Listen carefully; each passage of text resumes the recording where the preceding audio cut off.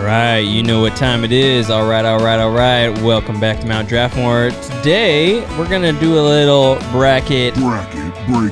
That's right, bracket breakdown. Bracket breakdown, yeah. Last time you heard us talk about the bracket build up, we gave you kind of the behind the scenes, if you want to think about it that way. How did we get to where we are now, which is a pretty stacked bracket? We got 32 teams of global landmarks, right? How are we going to get down to a final winner, at least what we think is the winner? That's what you're going to hear now and then. Heavy hitters today. Great matchups. Looking forward to some. The Vatican, Sistine Chapel, Wailing Wall, Israel. That's going to be a big one. Also, interesting matchups. The Sensoji Temple versus the Arc de Triomphe. Like, Matt. Yeah. Bro. How? I don't even know. I don't even know how we're going to determine these. We're going to drop the facts on you so you can fill out the bracket for yourself and determine your own winner if you agree or disagree. But, I mean, we're going to have our own consensus between the two of us, and that will be the representation of, Draftmore. Dylan and Dustin might be like, oh, that doesn't count. Like, that doesn't represent Mt.Draftmore. You know what? You're not here. We had to get something going. Gotta get something going. Had to get something going. All right, hey, let's run through the bracket. Yeah. And give them that's YouTube. Let's run through the bracket and give them a little refresher of who's playing who. We're gonna go east to west, from top to bottom, bottom to top. So we're hitting first six, starting with the first all the way around counterclockwise.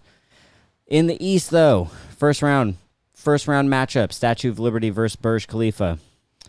Next up, we're going to go with the Sensoji Temple versus the Arc de Triomphe.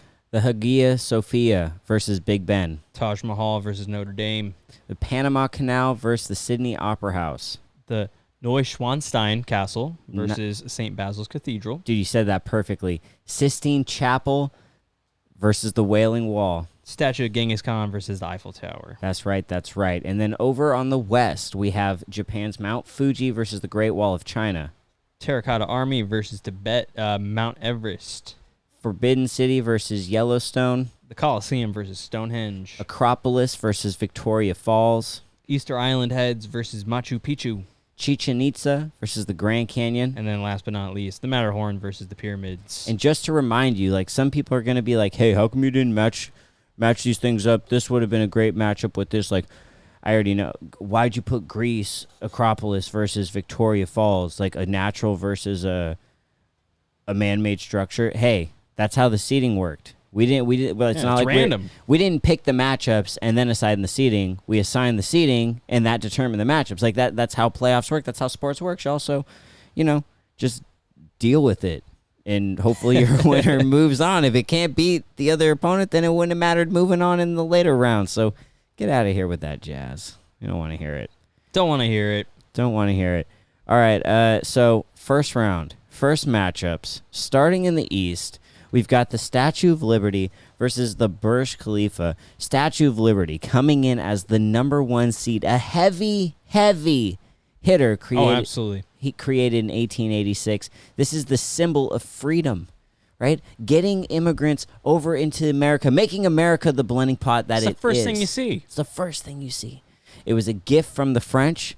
The metalwork was designed by Gustave Eiffel. As in Eiffel Tower guy. That's right? And the statue is of Libertas, Libertas, yeah. The Roman goddess of liberty. And she's holding a tablet that has July 4th, 1776 on it, and at her feet are actually the broken chain and ankle setup. So it's like she's breaking free and she's showing you liberty, holding a torch, all that good stuff. Baller, symbolism, love it. It's America, it's freedom. It's freedom. So yeah, created in 1886. It stands at 305 feet tall. I don't know how many meters that is. I'm going to look real quick, though. Let's do this. It's tall. There's your 5 meters. 5 meter. Oh, let's go meters to feet. Wow. There you go, people.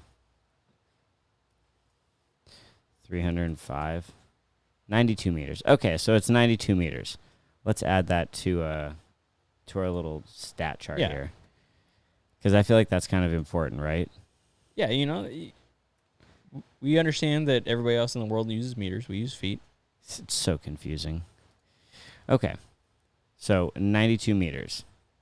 And, annual visits per year, 3.5 million. Gets a lot of visitors. Yeah. Pretty good. Yeah, not bad for a first seed. All right, next up, the 16 seed. The going to have a tough time beating the Statue of Liberty, but nevertheless, we got the Burj Khalifa. It's the tallest building in the world, constructed in 2009. So pretty recent here. It's only about, a little over a decade old now. But nevertheless, you're talking about 829.8 meters, which is the equivalent of 2,722 feet tall. That is tall. All right. Interestingly enough, some of the structural steel that actually was utilized to build the Burj Khalifa was actually taken from the old East German parliament in Berlin, back when those East and West Germany, East and West Berlin, back during the Soviet era. It's designed by the same firm that built One World Trade Center, so the gigantic building that's 1,776 feet tall in New York that took the place of the fallen World Trade Centers. It has 57 total elevators and 8 escalators. It was originally named the Burj Dubai because it's in Dubai, but its name was changed to Burj Khalifa after a donation because it was struggling to actually get completed by the Sheikh Khalifa, who is the ruler of the UAE. So he's like, if I'm paying for him, I'm naming it after myself. And interestingly enough, where Dubai has become kind of this oasis and this really popular tourist destination that has a lot of money, and they have things like indoor, like skiing and snowboarding and all that kind of crazy stuff. The Burj Khalifa, for being the tallest building in the world, actually doesn't really make much of a profit at all compared to the rest of Dubai. So there you go, 16 seed Burj Khalifa. Annual visits are anywhere from about 1.87 to about 2 million people. Dang, so it doesn't even get as many people. That's a bummer. It's funny when you watch old Amazing Race. I mean, I didn't watch The Amazing Race when it was, until recently, till pandemic, right? Shout out Draftmore. I picked that in the 2000s live shows. Hey, it's actually, I hadn't seen it then, and now I've seen it, and I might amend who I picked. I can't even remember who I picked. I know I won that one. Go Survivor. I see you're wearing a Survivor shirt. There you go, yeah. Yeah, let's go. Anyways, I remember when they have a challenge where they go to the Burj Khalifa and it's being built. Yeah. So I remember it's not even that old. You're right. Can you imagine working on that thing? Imagine you're one of the metal workers and oh, by the way, you're gonna need to top off. We're gonna need you up on the the 828th meter level. We need you to finish that. I wonder how many people visit the Empire State Building. What do you think? That's a good comparison. I wonder how many people visit the Empire State Building. If the Statue of Liberty is getting 3.5 million, you got to figure the Empire State Building is anywhere between 2 and 5 million. Let's see, Empire State. Another one of my picks. What building? Shout out U.S. Landmarks. So it has 4 million views. Okay. 4 million. So yeah, it's right in that ballpark then. Per year. Well, the reason why I bring that up is because the Empire State Building is a lot older than the Burj Khalifa. And the Burj Khalifa is in a part of the world where I don't think there's a ton of tourism. It's in the middle of the desert. Yeah, they try to have UFC events and shit. If you think about what I've heard, and I might be completely off basis, but what I've heard is that Dubai is very much like Las Vegas. It's cool, but it's in the middle of nowhere. Yeah. Which, if I had a lot of money and I wanted to get people to come to my spot and that didn't really have a natural tourist attraction, build the biggest building in the world. That's a good idea. Dude, I'm honestly leaning towards Burj Khalifa. Really? We might have to coin toss it, or we might have to roll the dice or something. But I think the Burj Khalifa, I realize what the Statue of Liberty means. Maybe that makes me crazy, but I'm just astounded by the height. It's 829 meters high. It's half a mile high. It is half a mile high. That's insane to me.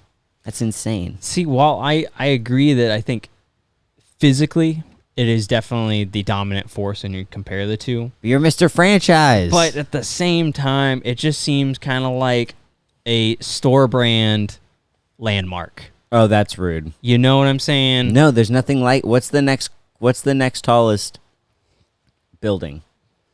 Second tallest building in the world. Good question. Here, we'll look it up. Yeah. Second tallest building in the... Let's see. It's the Shanghai Tower. Yeah. Dude, it's a little 600 and something feet less. 600 and we need to go back to our meters to feet, because meters to feet. What I say, like 600 something? Let's say 650. Yeah. I'm not going to do the math, guys. It's almost 200 meters shorter, bro. I get the physical 200 aspect. meters is so much. 600 to 800 is so much. But I guarantee you, if you ask somebody, anybody, what's the tallest building in the world, they don't know this, like, at all. What's the mark of a good landmark? It's not only the physical nature of it, but also like the iconography. What do people know it? This might be I would say this is more of like a look. If we were going off of no research, okay, then I would agree with you. Yes, the Statue of Liberty, but we've researched it. Like, this is a modern marvel. If they did that New World Wonders list, but that was before this was built. So, I mean, this could be a world wonder. It is 800 meters tall. You're talking about a landmark. You can see that from so far away, bro. Like, it is a mountain. It is so ridiculously tall.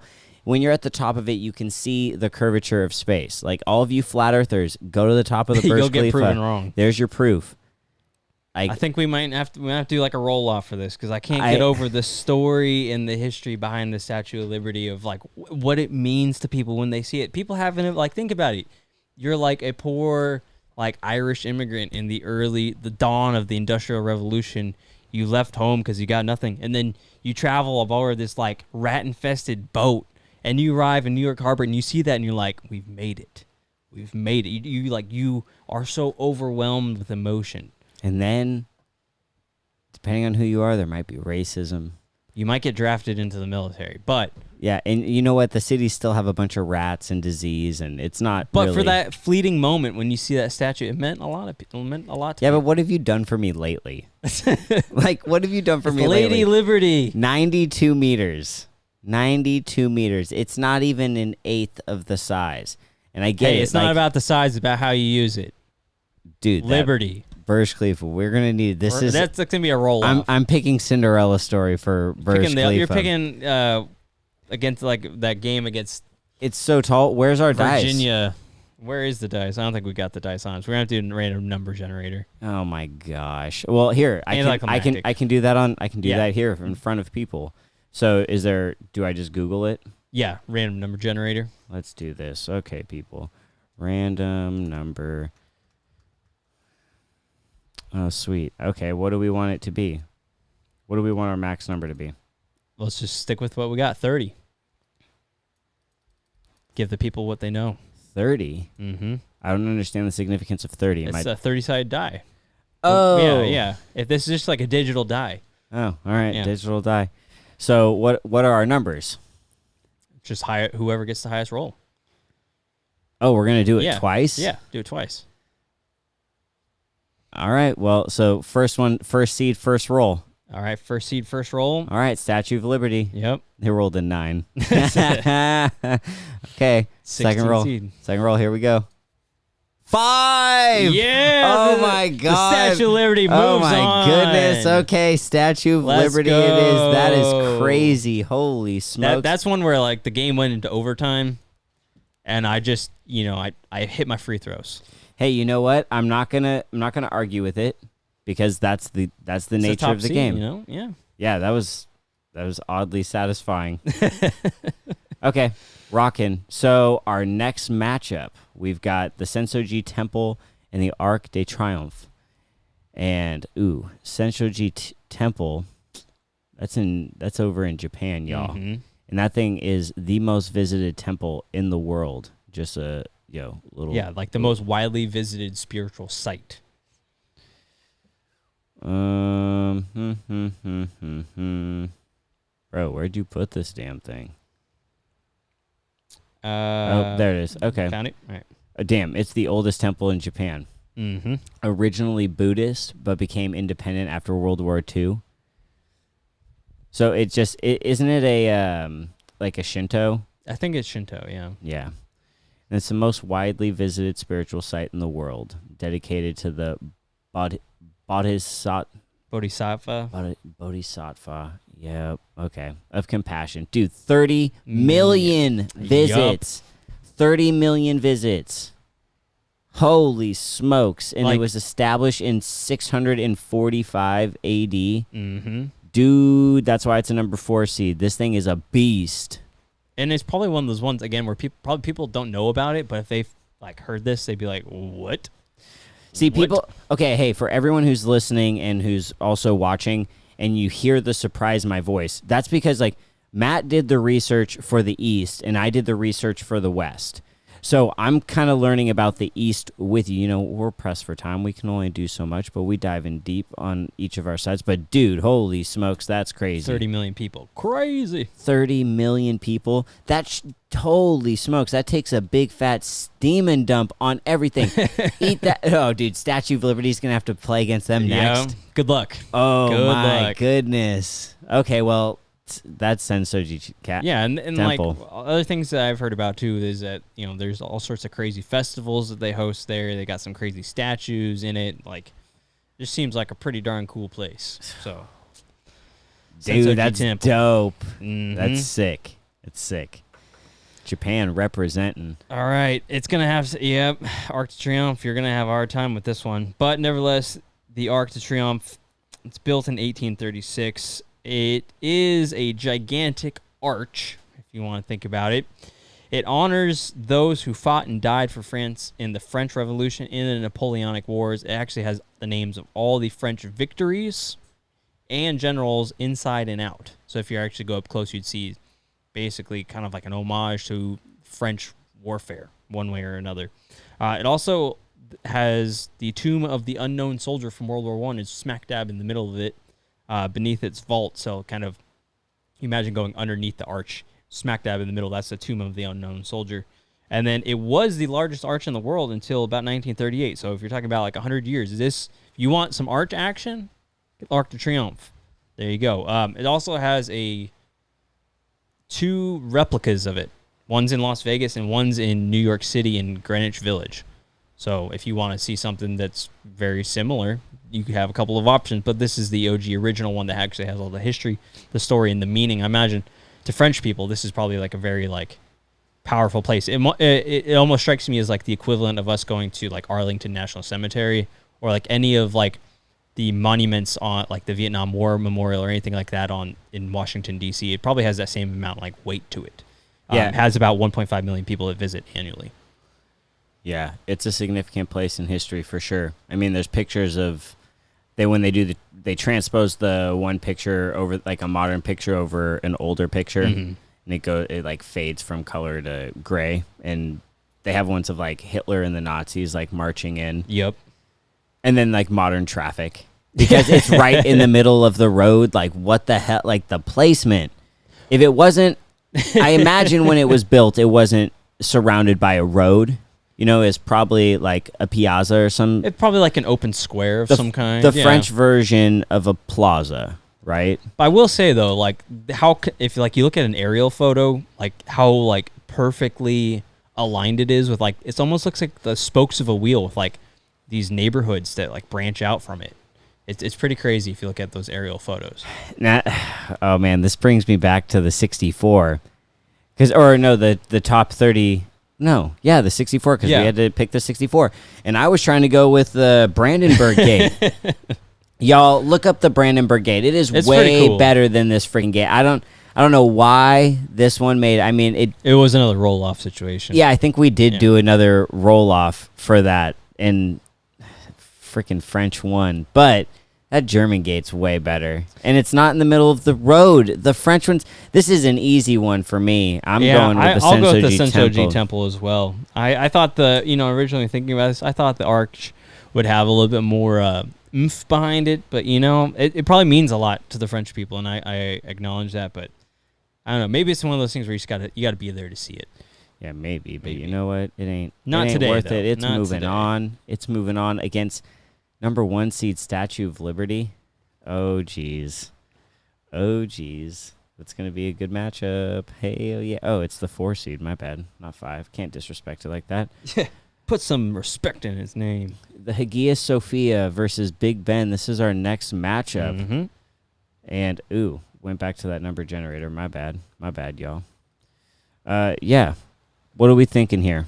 What do we know about the Hagia Sophia? It's old. Really old. Super old. What? No, that's refurbished in 1935. What year is it? 537. Damn. So it's older than Sensoji. Dang. Mm-hmm. It was the largest Christian church in the Eastern Roman Empire. Yep. Designed by Greek Geometers. Damn it. Geometers. There Man, we were talking about that before, too, and I was struggling with it. Geometers. So, by Why can't I being not say designed this? by the Greek geometers, that means everything in that church must be mathematically perfect because they are mathematicians who specialize in geometry. Geometry specialist. Kids, if you like your shapes and you're good at it, stick with it. You can be a geometer. See, if I say it in a sentence, There you geometer. go. It has to be in a sentence. Geometer. In a sentence, please. Geometer. Later became a Catholic church, converted to a mosque during the Ottoman Empire. Yep, converted to a museum in 1935. Then it was a mosque again in 2020 because COVID. No, I don't. That's not actually true. Who knows? Yeah. But it really did become a mosque again in 2020. They were like, hey, you know what? Screw this museum status. We don't want foreigners in here anymore. This place has more meaning than that. Exactly. Said to have changed the history of architecture, largest indoor space at the time of its construction style, and it has been copied for thousands of years,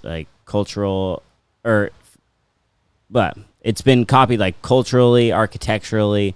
It's also an icon within Middle Eastern culture and like Turkish culture. One of the ones that got left out is Turkey when we think now? about the ground of 64 was the Blue Mosque, which is exactly a carbon copy of the Hagia Sophia. It was supposed to be like a rival thing. Talk about envy. Right? So it has that style that you see, kind of that Eastern Orthodox Byzantine architecture, out in Istanbul, back when it used to be Constantinople. You think of like the large domes, that kind of style. That's the Hagia Sophia. That was copied for thousands of years when people were building anything from mosques to churches to anything kind of in that Middle East region, really. So quite the spot. And it still gets a lot of visitors. 3.7 million. 3.7 million visitors. That's a hell of a lot of visitors. That is. A lot of people. That's a matchup. That's a matchup and a half, dude. Big Ben. Yeah, Big Ben. I mean, moving on to the one that's going right up against, you're talking about 1859. So it had its 150th anniversary like a decade ago. Like, should we be impressed with the clock tower? Well, what I'll say about the clock tower is that the interesting thing is that Big Ben, like people just call it Big Ben, but Big Ben is actually the name of the bell that chimes with the time of the day. Interestingly enough, the tower's name was actually originally Clock Tower, really unoriginal, but then they renamed it to be the Elizabeth Tower to mark the Diamond Jubilee of Queen Elizabeth II in 2012. Right. At the time of its completion, it was not only the largest clock in the world, but the most accurate. How about that? Right. It's very precise. You go for you Brits. All 4 nations in the UK are represented with some artwork surrounding the clock tower. It is a UNESCO World Heritage Site since 1987, and it is without a doubt one of the most prominent symbols of the UK and parliamentary democracy because it is basically the clock tower in British Parliament. So it gets numbers on visitors. Who knows, really? Can't really find that information, which is odd. But I found about 75,000 UK residents go see it every year. So you got to figure probably in the millions for international visitors. Well, I wonder how many people actually go inside it versus drive by it, and they're like, "Yay, there's Big Ben! Hey, Yeah. all right, I saw it." Like, you know what I mean? Yeah, I was reading that they have like 3 tours a day during the work week. So I don't feel like that's anything. who knows? How many tours of the White House are there a day? Oh, well, I mean, White House tours, like, you got to get cleared like 6 months in advance to do that. Yeah, the security's tight for that. They're like, you better be American. Pretty much. Damn. All right, well, I mean, Hagia Sophia. That's that's another. I think that's probably the easy choice there. I think Big Ben is definitely an important British icon, but at the same time, Hagia Sophia's just got the history to it, you know? Okay. But if we think about, like, what have you done for me lately? It's true. I mean, Big Ben is in every movie that has to do with England. Yeah, you think about anything Everything. British. It's basically the Empire State Building for Britain. Because think of what other British landmarks like are like that simple and easy to identify. Dude, Like Big if you showed me Big Tower Ben. Bridge, I probably would be like, I wouldn't know it off the top of my head. But Big Ben is iconic. Big Ben. And it's, okay, so earlier, I said earlier, like, it's a clock. Yeah, So what's the big deal? Clocks are hella impressive. it was the most accurate one. Dude, clocks are feats of engineering. Yeah. Like, have you ever seen how many things it takes to make a watch work? I'm not talking about a digital watch. I'm talking about, like, an old analog watch. So many gears and, like, just literally moving parts. Like, that is a feat of engineering in itself. Like, the Hagia Sophia, dude, that's hard, though. It's mathematically, like, perfect. And It's got rooms in it that are architectural, like, they're works of art, Yeah. but they're also, like, geometrically sound. Big Ben looks like it's about 96 meters, 316 feet. Dude, this is a hard matchup. I feel like this is definitely an overtime matchup, but Big Ben for the clock is its own kind of feat. It's its own type of math. It weighs like over almost 14 tons. It's math versus math. And that's just like the clock face weighs almost 14 tons. And it's 7.2 feet tall and has a diameter of almost 9 feet. So think about it just the clock face. And there's 4 of them. So imagine the inner workings. Imagine like the brain of that clock tower that has on 4 sides. And it's like perfectly well oiled and functioning. Oh my goodness. Like, it's so intricate. I was reading that they had to actually shut it down 2 years ago, and it won't reopen until next year because they're spending time on like renovating it and whatnot. So they actually had to shut the clock down. Imagine like a renovation that takes almost 5 years. That's an intricate clock. Dude, it's so iconic. Like, I think of it in Peter Pan. Yeah. Right? A bunch of James Bond movies, Austin Powers. Sherlock Holmes. Yeah. I'm going to go with Big Ben on this one. I think he gets the upset. Oh my goodness. I think he gets the upset. It looks so opulent as well. Mm-hmm. Oh, jeez.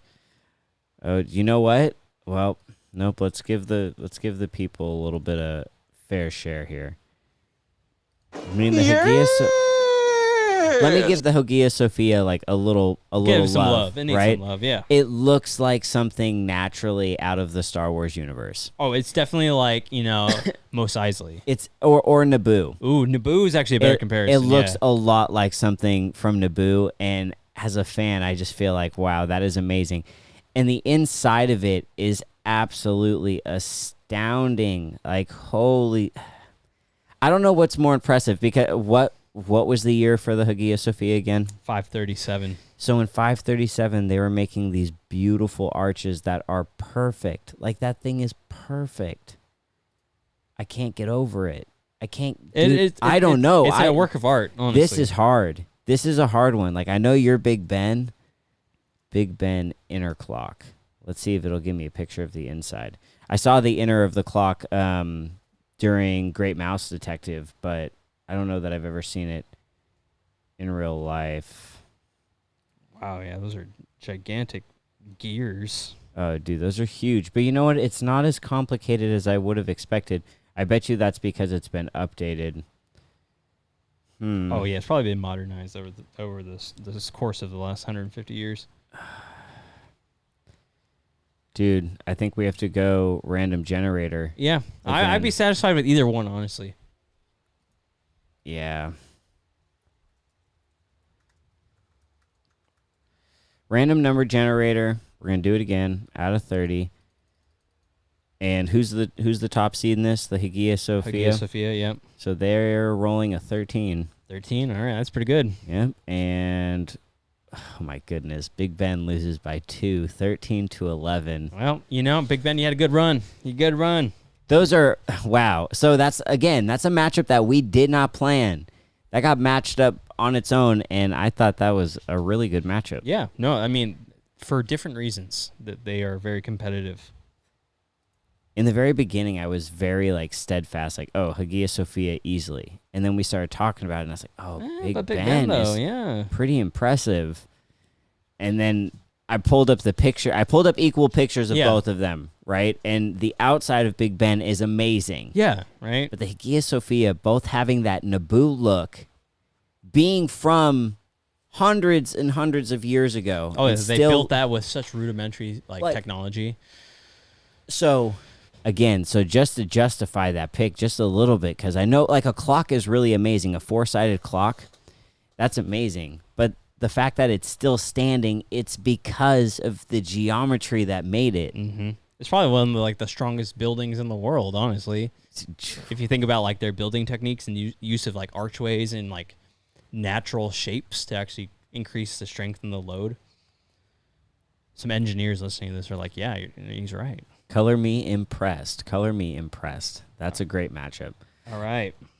Moving on, we got Taj Mahal versus Notre Dame. Ooh, this is the 8 and the 9 seed. This is a matchup. Evenly matched one. This is a toss-up. Taj Mahal, actually a mausoleum dedicated to the favorite wife of, is it Mughal? I think it's Mughal. Mughal Emperor Shah Jahan has both their tombs. Oh, both their tombs are in it. I knew that. Got that. It's got both the pools in the middle of it. Mm-hmm. Pretty cool. A lot pretty of gardens iconic. And stuff. Yep.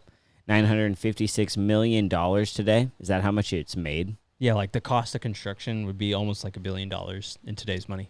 Oh my God. Is that because of the type of stone that it's made of? I think so, yeah. That's pretty impressive. He was originally supposed to build 2 of them. Yeah. Yeah, the one across the waterway. And it was supposed to be all black. Yeah. No, it was supposed to be a matching kind of thing. Symmetry.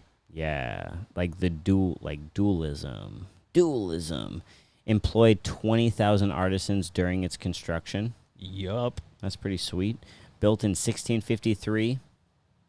Not bad, and garners 7 to 8 million visitors a year. Yeah. Pre-COVID. I mean, that's not bad. It's one of the new 7 wonders of the world. Oh, is it? Yeah. Ooh, that kind of changes things. I mean, it gets that extra little boost. It's one of those accolades, as they call them. Accolades. All right, well, number 9. Notre Dame. It got burnt up a couple of years ago. Notre Dame, this is tough because there's a lot of information about Notre Dame itself, but it was built in 1345. The interesting note about that is actually it was started in 1163. So it took, a little shy of 200 years to complete. Obviously, they had the Crusades mixed in with that, so I'm sure the French and the French king and honestly the Catholic Church had a lot on their plate, and they weren't as concerned about the completion of a church at the time. But nevertheless, takes a little under 200 years to complete. One of the most widely recognized symbols of Paris and France overall. Are you talking about all the outcry and anguish that it was burning a couple years ago? It's because it is fundamentally one of the symbols of Paris and France. And Macron, the French president, was talking about how it's one of their largest objectives is to get it completely renovated and start of the Olympics in 2024. So that tells you its priorities in French culture.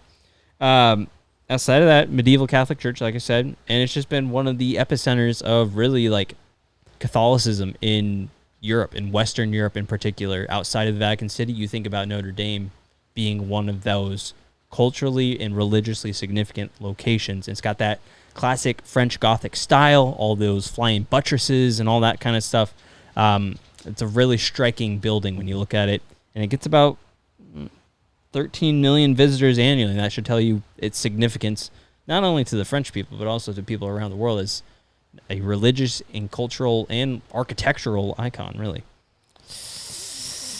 Oh, another tough matchup, another head-to-head. It's crazy. I don't know, man.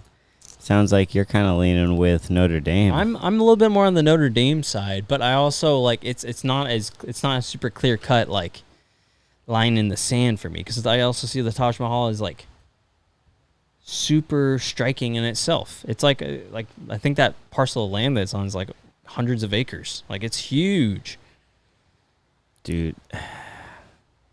But I'm gonna go with the upset. I'm gonna go with Notre Dame. I don't think I can do that. I don't know, man. I feel like the Taj Mahal, if you think about India and you were to ask the common person, damn. Okay, yeah, nope. Yeah. I'm going to take that back, because that's why it's the 8th seed. Mm-hmm. That's why it's the 8th seed, because if you ask the average person, they'd be like, the Taj Mahal is the symbol of India. Mm-hmm. Like that's like the main recognizable thing out of India. Notre Dame's facts speak for it. Notre Dame's got the history behind it. But I don't give a shit what Macron says. I don't, because he's not right. Like, if you think, what is the symbol of France? It's probably the Eiffel Tower, honestly. Yes. Yeah. No question. It is. I mean, Taj Mahal man. is a 7 wonder of the world. I know, dude. That's a big sticker. It's a new 7 wonder of the world. It's got that, and I think the Taj Mahal is also a UNESCO World Heritage Site, isn't it? Yeah, I'm pretty sure. Yeah. I'm sure Notre Dame probably is too, but that new world wonder, dude. I'm gonna go with Taj Mahal. Taj Mahal. I'll join you. I'll go.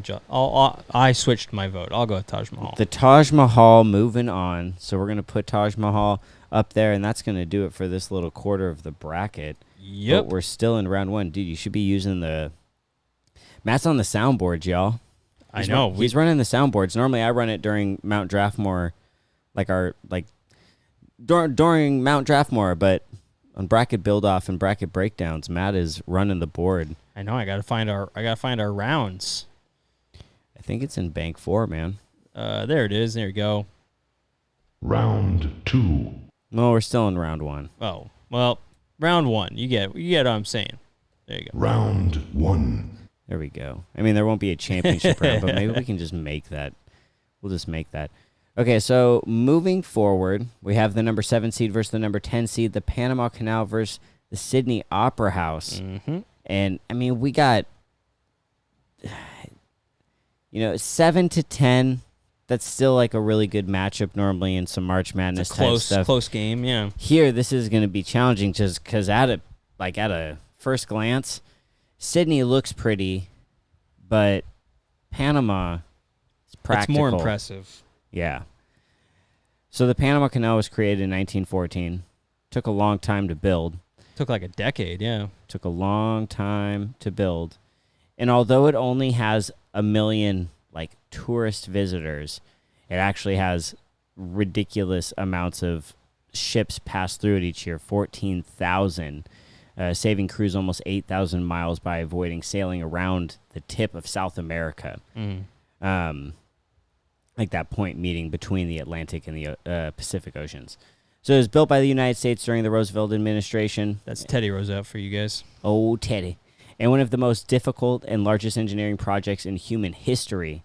It takes 12 hours to move between the locks and the canal. But just think about that. It takes that long, and they're still getting 14,000 ships through. You know what that means? They're running that bitch all day. 24/7, 365. It is going. I mean, we know, obviously, in the last few months, the big ruckus that was caused with the ships in the Suez Canal and all that. Well, this was the OG, massive shipping hub, and it still is the massive shipping hub in the world. I mean, just thinking about that, saving you, it doesn't seem like a lot, but saving 8,000 miles off of a trip is billions of dollars. Billions, especially to like today. Yeah. It's ridiculous. And you're also preserving people's health because you're not putting them in harm's way out on an ocean that is at times unpredictable. But yeah, just think about, like, it might seem like, well, what's the big deal? Why didn't they just dig a big trench and just have like flowing ocean? It ain't that simple. The Atlantic Ocean and the Pacific Ocean are fundamentally different bodies of water. All right. You cannot just simply dig a ditch and say, go for it. All right. You need to balance out like the water levels, the salinity, all of that kind of crazy stuff. So that's why it takes 12 hours for you to go from one side to the other side, even though it's only, in Panama Canal is only like a couple miles long. Yeah. And see, when you look at pictures of it, because like I pulled up a picture, there are the locks, and the locks are the areas where the water is rising and falling, right? So a ship will come in there, and then the water will rise to the height of the other side or lower to the height of the other side, depending on which direction it's going. But the middle of it is this giant river, and when you look at it, you're probably thinking like, oh, hey, it's just a river. Like, what's a big deal? Like, nah, they made that. Yeah. Like, they dug that out. That whole thing all the way across is man-made. Everything. So the parts that look like a river, yep, that was all dug out, and all that water came rushing in. So don't be sitting there thinking like, oh man, it was like a river that they modified. Like, no, this was dug from nothing. This is amazing. Pictures just don't do it justice. And again, like the visitors, it has 1 million people listed as visitors, but that's not like, those are people who are touristy visitors coming and checking out the locks and like the tours behind that. We're not talking about the economic impact that this has, which makes this kind of like its own little sleeper in itself. Even though, let's go back to the bracket. I think it's the 7 seed. So yeah. I mean, it's not ridiculously high, it's not ridiculously low, but the impact it has on global markets is just. I think it might make it a top contender. It's like it's like in a heavy category, but it's a top contender. I mean, if you think about it, like what humans have attempted to do for, all of human history, pretty much. If you're thinking about finding shortcuts, they built a shortcut, but that doesn't even do it justice. Like, this is a engineering marvel. Like, you're talking about 100 years ago, rudimentary like steam power technology doing all this in the span of only a decade, when like it's very complicated to build something like this, and it still works today. So kudos to them. Man, Taj Mahal, not what we're talking about. I looked at Panama Canal. Yeah, that Panama Canal, that shit's impressive. I know. And then its opponent here is the Sydney Opera House. It's only built in 1973, so it's going on 40 years of being around. So for 1970s architecture and design is very nice. It's kind of like reminds me of like Frank Lloyd Wright kind of style a little bit. Like I said, built in 1973. It hosts about 1,500 performances annually, which is pretty crazy if you think about it. Only 365 days in a year, but yet it has 1,500 performances. How do they all do that? That's like 4 performances a day. How does that work? I don't know, but nevertheless, 1,500 performances annually, and one of the 20th century's most famous and distinctive buildings. When you think of Australia, this is probably the first thing you think about, honestly, because it's right smack dab at Sydney Harbor. It's really cool looking. It's got kind of like this, like, I don't know, shell type of design where it's like stacked on top of one another. Probably one of the most famous like musical venues you'd have to imagine in the world. So Sydney Opera House, it gets pretty good numbers. 10.9 million people visit that annually. It's pretty darn good. A lot of these ones are like in the low mills. It's 10.9. That's pretty good. I wonder if it counts. I've never been to Australia, so I have no idea how their tour systems work, but I would imagine that part of their tourism numbers comes from taking ferries that go around the harbor, and you get to see that profile of the opera. Because obviously from the road, it's going to be different than what you see on the water, which is that iconic image. In 2000, they had the Olympics there in Sydney, and Yeah. that was like the symbol of the Olympics, and nothing related to the Olympics happened there that I remember. Maybe some kind of ceremony, but most of the time that happens at the track. You know what so- it makes me almost think of was kind of like how the Space Needle's like Seattle symbol. It strikes me in that same vein, like something that's not that old, but has regional significance, and it becomes like identifiable with that region. And Yeah. it's like postmodern architecture. It's kind of got a similar kind of like, not like Art Deco, but like, I don't know. I'm thinking of like the Jetsons style, like spacey kind of architecture a little bit.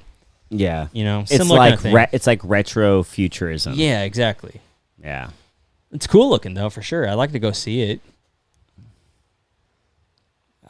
It's definitely got the aesthetics that the Panama Canal doesn't have, but the Panama Canal is way more important than this. Panama is so practical. It's globally and historically significant on many different levels. I got to go with Panama Canal just because it's like it means a lot. It means so much. And I'm so astounded by it. I feel like we have to just put it through. Yeah, because I also thinking of like the Space Needle as a good gauge of the Opera House. Like I could also see it like Seattle built that for the World's Fair, but also like it didn't really like it need to be built. They wanted it to be built, and now they've been using it as like a tourist thing. And I could see the Sydney Opera House kind of in that same vein, where like, do you really need to build that? Probably not, but it's like a big tourist attraction. Okay, well, this is one where the numbers are going to pan out. Jeez, I keep on hitting the wrong quick key. There we go. Nope. Well, kind of. Whatever. Someone got it. Panama Canal moving on, beating out the 10 seed as its number 7 seed self. So far, no upset so far.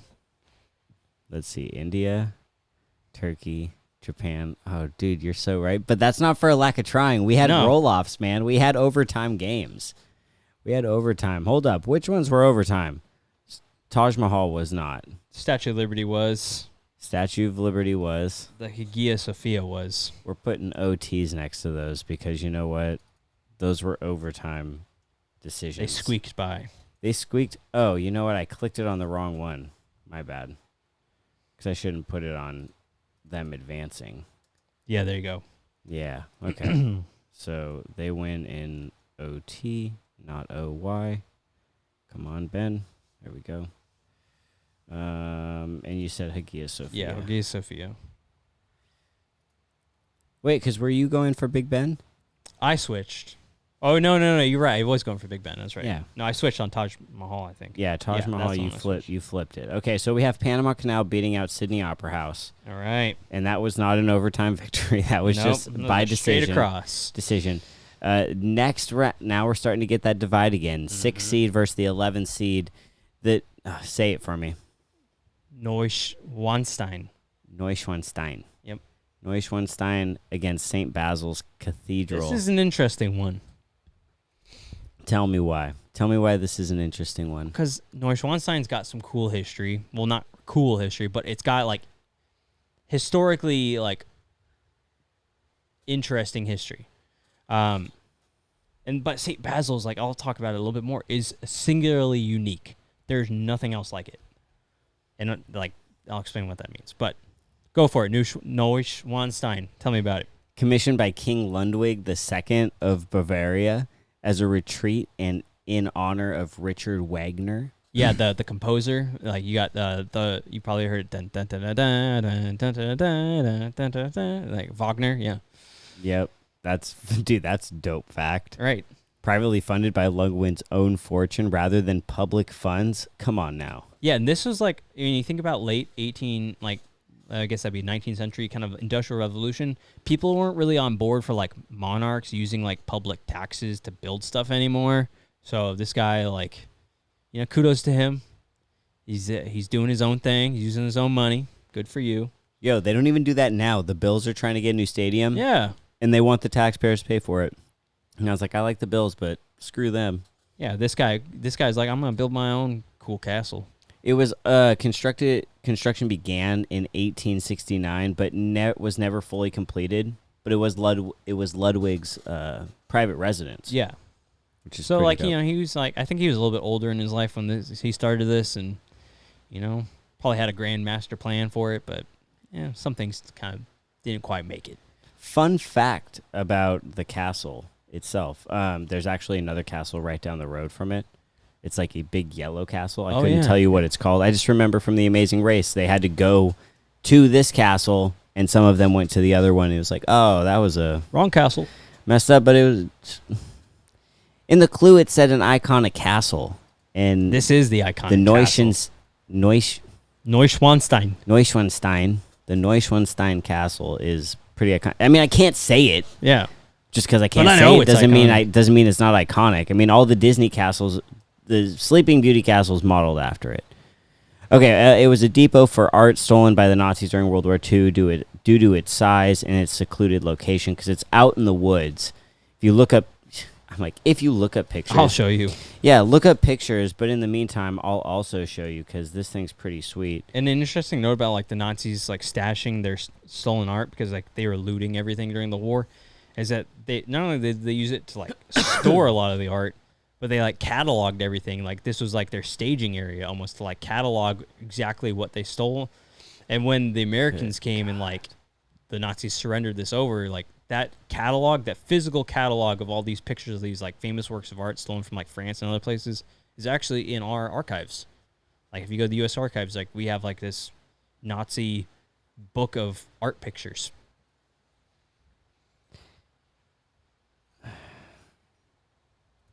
Okay. We're like, figure out how to zoom in. You know what? I know how to do this. Wait. Okay. Dude, look at these pictures. These are insane. It's very scenic. It's ridiculous. Like if I didn't know any better, I thought that would have been built in like the, 14, 15, 1300s, way older than it actually is. It gets pretty good visitors too. 1.3 million. I mean, for what it is, being out in the woods. I mean, the whole thing is like the best landmarks. Doge screaming. The fact that this big thing was built with private funds, didn't use taxpayer funds. It's absolutely beautiful. It towers over the forest around it. It is an iconic landmark and monument. Like what other things in Germany? The Brandenburg Gate. What else was there? Was there anything else in Germany? This is like the thing from Germany. Not really. Like Germany is like, I don't know. It's fundamentally rebuilt because it was destroyed. If you think about it, like the Brandenburg Gates, like really in this are kind of like a few of the things that were untouched by World War II. This thing is so sick. So dope. It's a cool looking castle for sure. It's beautiful. It's beautiful. Okay, St. Basil's Cathedral, go for it. All right, so this is going to be built in 1561. It's actually built on the orders of Ivan the Terrible, like as in like the ruthless like king of Russia. He could have been better. It's in the name. It's one of the most popular symbols of Russia. Like when you think about like Russia, this is like one of the things that pops up and you like look at it and you're like, wait, what? That's in Russia? Like, how is that in Russia? That's like, it's such a beautiful like cathedral. And you're like, this makes zero sense. Cause you think about like Russian architecture and style. It's like very like concrete squares. Like the Kremlin is a cool building, but for the most part, like Stalingrad and all that, like it was very much cookie cutter buildings for efficiency. I mean, they're communist. It has 9 domes that were shaped like bonfires rising to the sky. That explains like their very colorful style, and like they wanted it to look like almost kind of like a living building almost. There is no other building like it in Russia or in any of the Byzantine tradition from the 5th to the 15th century. So where these guys were getting inspiration for this building beats me. This is one of one. This is singularly unique. Like they came up with every single piece of this church cathedral on their own. They didn't draw any inspiration from anybody. This is entirely like Russian style that was completely made out of thin air. Unique. It's one of one. Where like Hagia Sophia, it was copied over and over and over again. This is nothing else has been like it before or after. This is it. But does copying a great work diminish the great work? Because that's like saying if you have the Mona Lisa and someone replicates it, then the original is diminished. Well, what I mean by this is that, like, this is why it very much stands out, is that there are no other parallels to it. It's very, very, very, very unique. Not to say, like, copying, like, nice things is a bad thing, but nevertheless, it's unique. And then it was... Dude, you can say that about Neuschwanstein. It's true. Neuschwanstein. You know what I mean. But The castle. the St. Basil's completely secularized in 1929 until 1997, so it was kind of a more of like a state property for the entire Soviet length of the Soviet Union. Makes sense. But Had tracks. it's just smack dab in the middle of Red Square, and it's surrounded by like the Kremlin and all these like significant government buildings and things, and this is just like sticks out. It's completely unique. So St. Basil's. 6 seed versus the 11 seed. St. Basil's, number 11. Neuschwanstein Castle, number 6. What are you thinking, dude? I'm on the I'm on the castle. I'm on the cathedral side on this one. I'm on the castle, man. That castle's iconic. This is iconic for a completely different reason. The castle's one of one too, bro. Don't get caught up Like, in that. the It's colorful. Okay, big deal. People It color looks like it shit could be crazy. out of like Willy Wonka's. I don't know, man. I think we might have another roll off on this. I am firmly in the St. Basil's, even though I do like the castle. I am on the St. Basil's side on this. All right, well, random number generator. We're doing this again because it's Fire OT. it OT. Neuschwanstein with a 5. Oh, no. Overtime. They're not doing great in overtime. The first upset. St. Basil's coming through. St. We're on the Basil's next round. comes through, and wow, what an upset that was. Dude, we need like a soundbite to play when we have to go into overtime. I don't know what it would be. I don't feel so good. I mean, that's a good one for this circumstance. I can't believe that upset. Oopsies. I cannot believe that upset. It's insane. Wow. What? Yeah. So, Vatican City versus the Wailing Wall. This is the 3 versus the 14 on the east side. Round 1. Guys, we're still in round 1. Buckle in. This thing's going deep. It's going deep. We might have to. I don't know. We'll see what we're doing. I'm feeling good. Matt, you feeling good? Feeling good. Feeling good.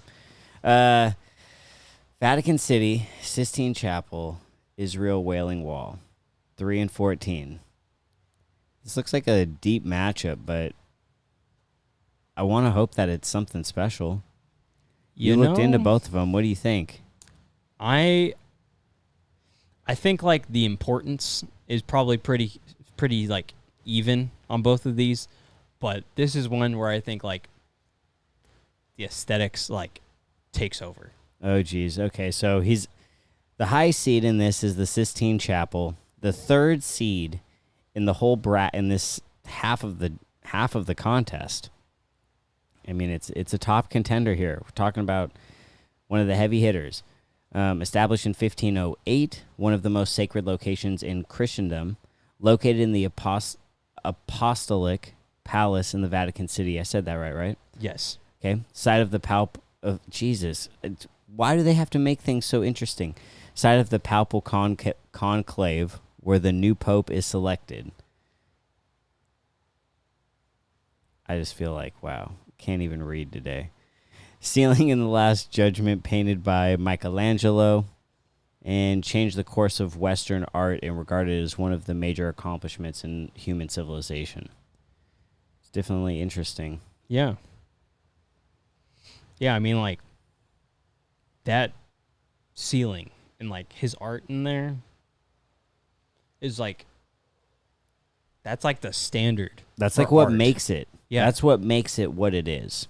It's a giant piece of art by Michelangelo. That's the thing, 'cause sponsored by the church. It's just like anything else. It's just kind of the interior of another part of like the papal residence. But what does the outside of it look like?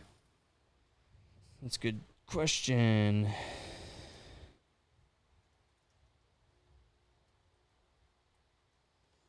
I mean, because we know what the ceiling looks like.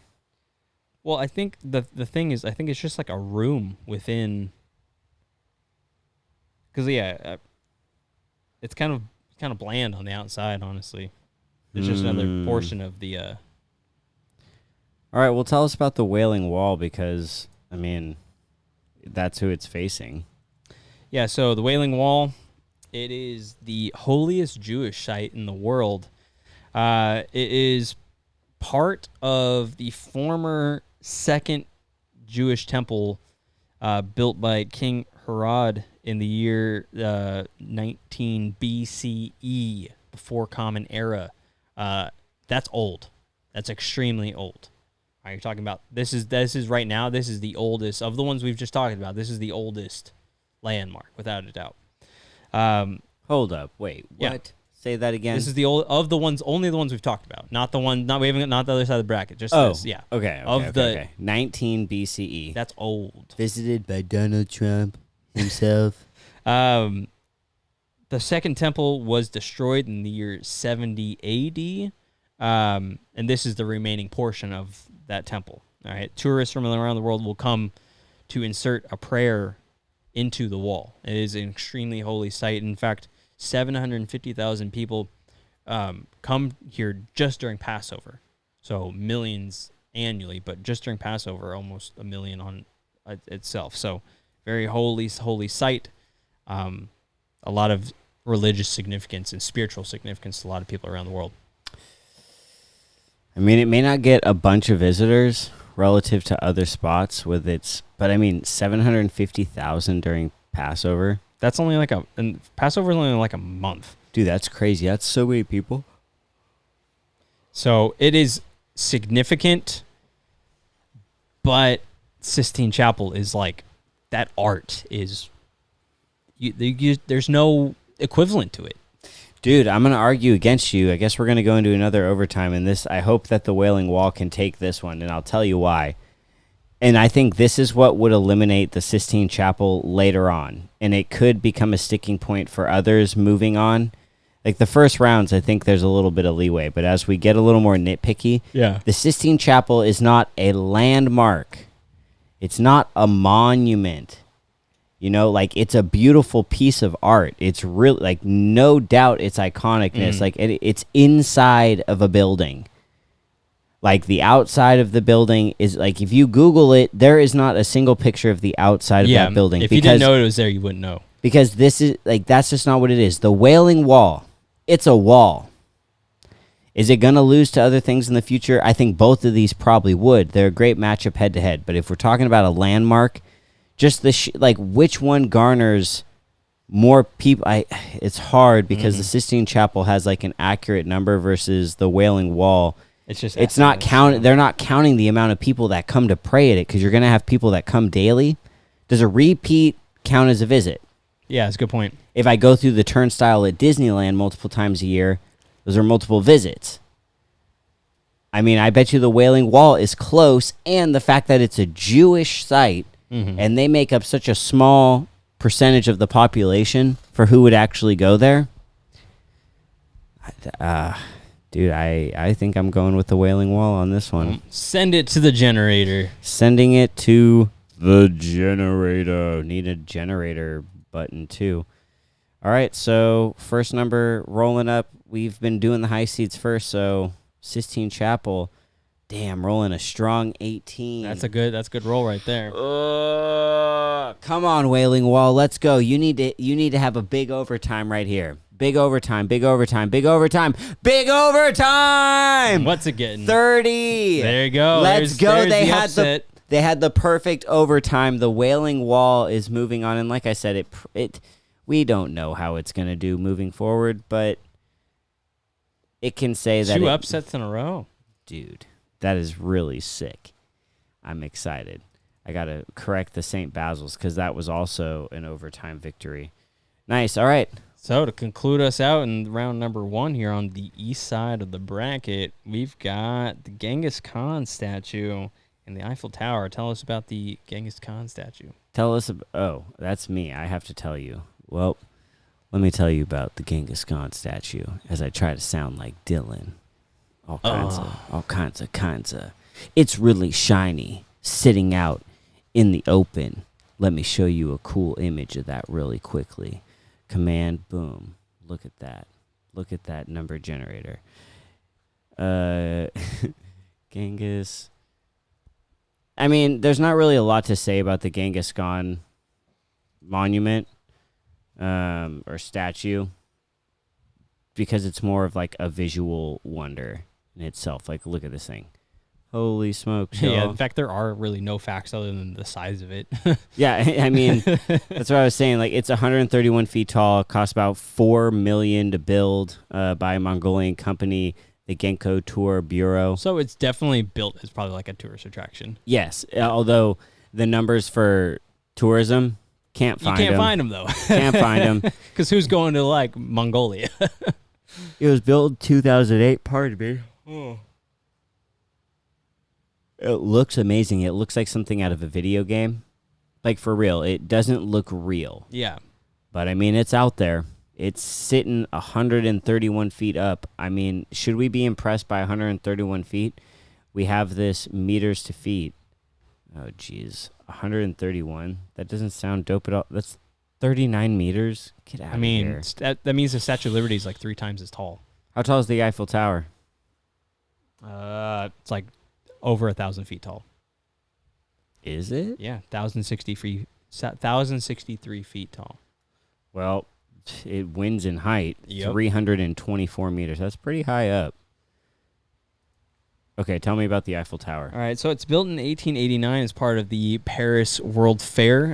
These World Fairs, they are like bread and butter for building some cool stuff, apparently. It is, without a doubt, the French like symbol in the world. Like, when you think about France, you think about the Eiffel Tower. It's pretty synonymous with French culture and France overall. The most visited paid monument in the world. Wow, that's crazy. Isn't that crazy? Like, a lot of these monuments and landmarks are free because either they're just buildings or they're just out in the middle of nowhere. You can just kind of visit. But most visited paid monument in the world, like I said, 1,063 feet tall, largest structure in Paris. It has the highest public observation deck in the European Union and has multiple restaurants. It's got 2 restaurants. It's got some elevators on it. You can take the stairs up. And it is built by Gustave Eiffel, a.k.a. the guy who also designed Statue of Liberty. So, impressed. actually, this was like his follow-up. So he built the Statue of Liberty first, and he's like, you know what? I'm going to outdo that. He did it, and then he was looking at it like this. What could I do? What could I do? Hold my drink. Let me get to work. Yeah, that's the Eiffel Tower. It's their symbol, like the Statue of Liberty is kind of our symbol. I think this is a pretty clear-cut one. It's so clear-cut. Yeah. Sorry, Genghis. I know, and I feel like people might think we're disrespecting Genghis didn't have a lot to say, but there's not a lot on it. Like, there's not a lot. Do some stuff yourself. I mean, I'm sure you'll be like, oh, they used this kind of metal to build it. And like, yeah, cool. I mean, we weren't getting that deep. They went to this place to get this specific type of iron ore. That was symbolic of, sorry, not our style. So Eiffel Tower moves on. That is all of round 1 for the East. So just to remind you of our winners, Statue of Liberty beat the Burj Khalifa in overtime. The Sensoji Temple beat the Ark of the Covenant, beat the Arc de Triomphe. The Hagia Sophia beat Big Ben in overtime. The Taj Mahal beat out Notre Dame. Panama Canal beat out Sydney Opera House. St. Basil's Cathedral beat out the Neuschwanstein in overtime. And then the Wailing Wall also beat out its opponent, the Sistine Chapel, in overtime. And the final matchup was the Eiffel Tower against Genghis Khan, and it was honestly a blowout. Yeah. That was no contest. It was no contest. Over at halftime. That was definitely a high seed versus a low seed, and it didn't pan out. Maybe next year. Probably not, because that's not how history works. That was like the high seed that lost in their conference championship game. They're pissed. They're out for blood. They're like, we should be a 1 seed. Wow. Well, damn, we're running deep on this. We're an hour, 10 minutes just going through the first round of the East. So this is probably going to end up. Remember, this is the first time we're doing these bracket build-offs and breakdowns. So it looks like we can do build-ups in about an episode, but bracket breakdowns are going to probably take about 3. You can make the assumption that it'll take us a whole nother episode to get through the West. And then we can probably breeze through the second and finals. You know, it's the first round that takes the longest, yeah. Exactly, because you got to get all the information out. I mean, it's probably... we're over an hour, so we're going to call it here. But you know what? You might notice these are getting uploaded more often than Mt.Draftmore. Mt.Draftmores are getting uploaded once a week. But these bracket build-offs are getting released every 2 or 3 days. Because we're doing so, because of the structure of them. We want you to stay involved in them and all that. So, hey, thanks for listening. Thanks for sticking around. Matt, good researching with the East. Okay, you'll get to hear my stuff on the West next roundabout. Until next time, everybody, be safe out there. It's been a Bracket Breakdown.